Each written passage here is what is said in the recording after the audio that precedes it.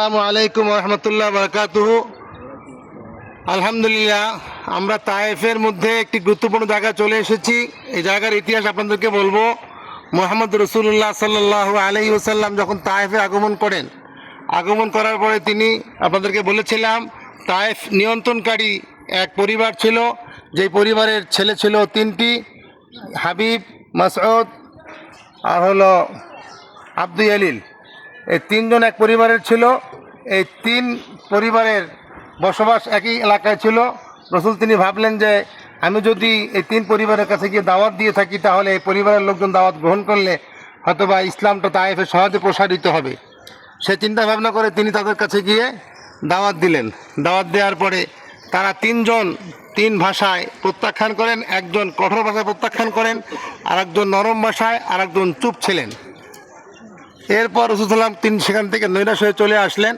আসার পথে তার পিছনে লেলিয়ে দেওয়া হয় সেই পাগল, বালক, শিশু, বয়স্ক সব লোকদেরকে। এক পর্যায়ে তারা পিছন থেকে আমার রসুলকে পাথর নিক্ষেপ করতে থাকে। সে পাথর নিক্ষেপে রসুল আক্রান্ত হয়ে তার শরীর থেকে রক্ত ঝরে তিনি সেই আহত অবস্থায় একটি পাথরে আশ্রয় নেন। সে পাথরটি আপনাদেরকে দেখাবো। সেই পাথরটি এখান থেকে কাছে। রসুলের এই কঠিন অবস্থা দেখে তখন এই আপনারা যে দাঁড়িয়ে আছেন, আপনাদের পিছনে বেশ কয়েক একর জায়গা নিয়ে একটি বাগান দেখা যাচ্ছে। এখানেই ছিল সেই বাগান। এই বাগান ছিল উতবা এবং সাইবা, দুই মক্কার এক লোকের দুই পুত্র, উতবা এবং সাইবা ইবনে রাবিয়া, তাদের এই বাগান ছিল।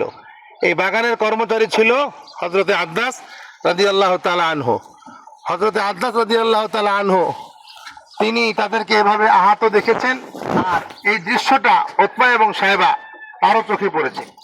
উতবা এবং সাইবার চোখে পড়ার পরে উতবা ইবনে সাইবা রসুলকে চিনতে পেরেছেন। রসুলকে চিনতে পেরে তিনি সে আব্বাসকে বলেন, আব্বাস, তুমি যাও, তুমি গিয়ে ওকে একটু আঙুরের রস খাওয়াও, যেহেতু সে তো আমার মক্কারই বাসী মেহমান। হযরতে আব্বাস তিনি আঙ্গুরের রস পান করালেন। আঙ্গুরের রস যখন পান করেন রাসূলুল্লাহ তখন বিসমিল্লাহ বলে পান করেছেন। হযরতে আব্বাস জিজ্ঞেস করলেন, এই যে বিসমিল্লাহ বললেন, এই বিসমিল্লাহ তো এখানে কেউ বলে না।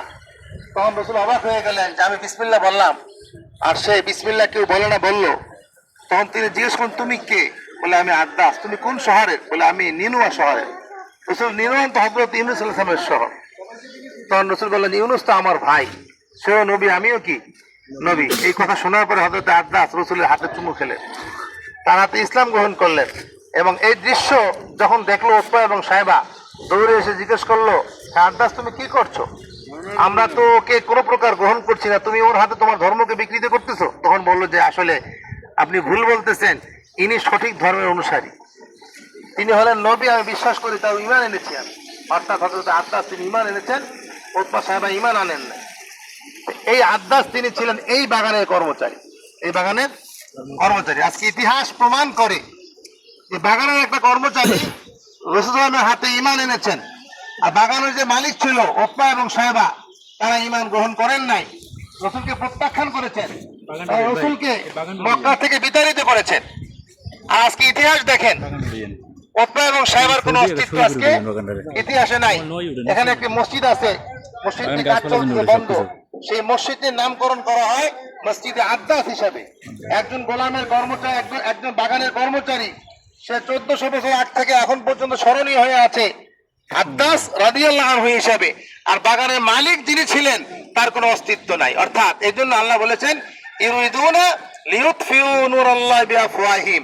আল্লাহ চায় তিনি নূরকে, ইসলামকে তিনি ছড়িয়ে দিবেন, কিন্তু কাফের মুশরিকরা তা চায় নিভিয়ে দিতে। আল্লাহু ইউতিম্মু নূরাহু, আল্লাহ তার নূরকে তিনি পরিপূর্ণ করবেন। ওয়ালাউ কারিহাল কাফিরুন, যদিও কাফেররা পছন্দ করে না। আজকে নিয়ে আসছি, আপনারা দেখে নেন। এই যে জায়গাটা আজকে এখানে কফি বাগান, অন্য বাগান, এখানে ছিল সে আঙ্গুরের বাগান। 1400 বছরের আগে ইতিহাস রয়েছে, হযরতে আব্বাসের নাম রয়েছে, বাগানের মালিকের কোনো অস্তিত্ব নাই। অতএব যিনি ইসলামকে গ্রহণ করবেন তার নাম চিরস্মরণীয়, আর যিনি ইসলাম গ্রহণ করবেন না তার মৃত্যুর সঙ্গে সঙ্গে তার নাম শেষ হয়ে যাবে। আল্লাহ আমাদের সকলকে কবুল করুক। আসসালামু আলাইকুম ওয়া রাহমাতুল্লাহি ওয়া বারাকাতুহু।